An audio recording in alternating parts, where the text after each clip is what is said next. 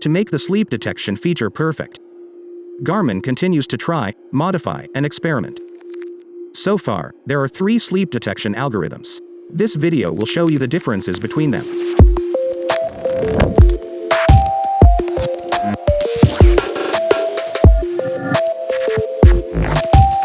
1. Sleep detection. According to the wellness files recorded by the device, the algorithm can analyze your active intensity level during sleep and calculate your total sleep duration, movements, light and deep sleep duration.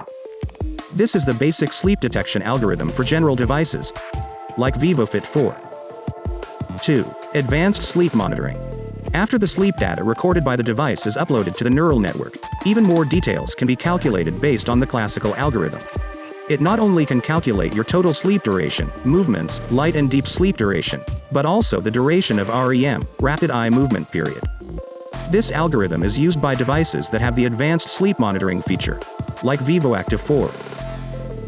3. Sleep score and insights. With the improvement of hardware, the sleep data recorded by the device can be calculated on the device using the latest first beagle algorithm. It can calculate your total sleep duration, movements, light and deep sleep duration, the duration of REM, sleep score, and give you suggestion or praise. This algorithm is used by devices that have the sleep score and analysis features, like Venue 2. Finally, the following tips can ensure that your sleep data does display and make it closer to the ideal value. 1. A valid birth date. Sleep and wake time must be saved in the user settings in Garmin Connect. 2. If you have more than one activity tracker, set the device for sleep monitoring as your preferred activity tracker.